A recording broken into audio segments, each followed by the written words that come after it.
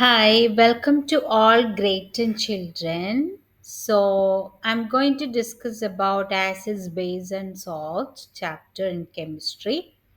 So, mainly I'm looking for NCERT textbook activities and explanation. So that is actually it's very important. You can look for each questions and how you can answer the question. So the same question or similar question they can ask in your exam as well. So we'll go for the first question, first activity. I'm not sure that it's not much clear, but the question is in from your textbook. So you can look for the questions and I will explain that. Collect the following solutions from the science laboratory. So hydrochloric acid, that's HCl.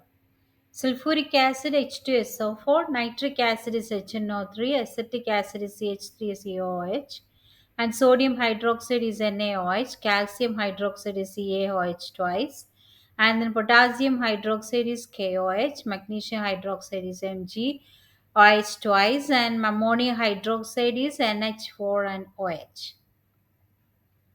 So what will happen? Put a drop of each of the above solution on a watch glass one by one and test with the drop of indicators shown below. So different types of indicator you can use.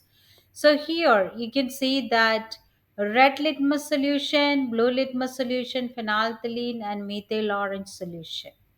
So take a HCl and you have to put in the glass, watch glass, and then you have to put red litmus solution. What will happen? HCl. They're going to be not change. See, HCl is what? It's a acidic. It's a acid formation. So of course they're going to be change in red. See, the acid formation is going to be in if you put in the blue litmus solution, they're going to be change in red and it's a colorless. And methyl orange, if you phenolphthalein, that is going to be in colorless, and methyl is going to be in pinkish red. See, all these acid content, that means H2SO4, sulfuric acid and acetic acid, and then HNO3, that it's all going to be is a acid formation. So that is it's all going to be in a red litmus. Blue litmus solution can change in red, and then phenolphthalein is going to be colorless, and then pinkish red is going to be in methyl orange solution. But red litmus it's going to be in no change. How about the base? That it's going to be OH condensed solution. So sodium hydroxide, and then calcium hydroxide, potassium hydroxide, and magnesium hydroxide and ammonium hydroxide. See what will happen that it's a if you take a red litmus solution, they're going to be in a blue. It's going to change in blue. But in blue litmus, there will no change. But in phenolphthalein, you will get a red to pink color, and then but methyl orange, you will get a remains yellow color. So this table is very good. You can go and check. Maybe they're going to ask with in your exam for one or two questions that it's they're going to be asked like in which the blue litmus solution, if they're going to use HCl, what will happen or what color, or maybe if they're going to ask like a red litmus solution, if they're going to use potassium hydroxide, what the color will change.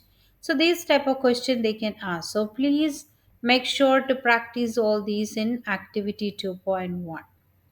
Go to activity 2.2, that is take some finely chopped onion in a plastic bag along with some strips, a clean cloth. Take up a bag tightly and leave overnight in the fridge. The cloth strip can now be used to test for acids and base. See, take two of these cloth strips and check their out. So the order that it's a small is going to be or what. Keep them on a clean surface and put a few drops of dilute HCl solution on one strip and few drops of dilute sodium hydroxide solution on the other. Rinse both cloth strips in water and again check their order. So, not their observation. See, in answer, you will get it. In NaOH, sodium hydroxide, the smell of onion cloth disappear. So that is NaOH means is a OH content that is going to be in disappear. But in HCl, the smell can be unchanged. Okay. Now take some dilute vanilla essence and clove oil and check other order. Take some the dilute HCl solution in one test tube and dilute or NaOH solution another. Add a few drops of dilute vanilla essence in both test tube and shake well. Check the order once again and record the changes. But in NaOH, the smell of vanilla essence disappear, but in a smell remained unchanged in HCl. So, what the conclusion? What is you understand? What you understand? The NaOH, that means OH contain. That means is the basis. That's the smell is going to be disappear.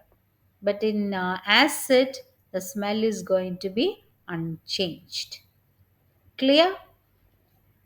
So that is the next one. Similarly, test the change of order of clove. The oil you have to use in dilute HCl and dilute NaOH and record your observation. That is going to be lost the smell from NaOH but no change in the smell of HCl. So that it's a thing. It's very easy for NaOH, that means OH contain, that is going to be the lost smell is going to be lost, but in HCl acid contain, that is going to be change in the smell. Go to the activity 2.3. This is the picture. So that it's going to be like in a stand. You can see there is a test tube and dilute sulfuric acid is inside and zinc granules is there and hydrogen gas bubbles you can see, and this there is a delivery tube you can see from their beaker. Then in the beaker there is a soap solution, so then soap solution filled with hydrogen. So these are the bubbles. That it's a solution is going. That's a bubble.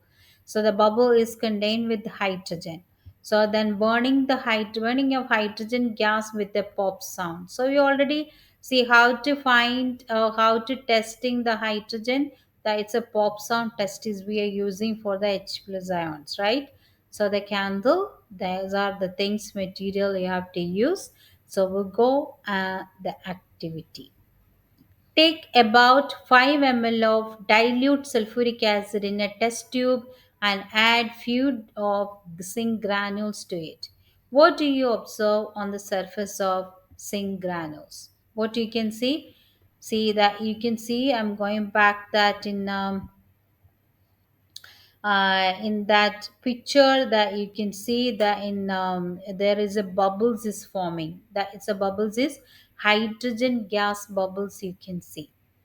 Okay, so then again you can go and pass the gas being evolved through the soap solution. And why are bubbles formed in the soap solution? Because of hydrogen. Filled soap bubbles appear. So take a burning candle near a gas filled bubble. What do you observe? Hydrogen burns with a pop sound. So this is what this experiment. It's very easy and this is also very important. We have lots of activities in that test tube test. So I will be back with another video with all the some more activities in another day. Wait for that. Please practice all these activity. This is very very important. So it's very easy. Acid and base content, what's the difference between them? So if you use the different indicator, what color will be formed? So if the acid contain, what will happen? If OH contain, what will happen? If H plus ions contain, what will happen? So you have to practice that. Okay. So stay there and then I'll be back with another video in another day. Please subscribe my channel and just do the bell icon. Then you will get a next notification of another video. Bye bye.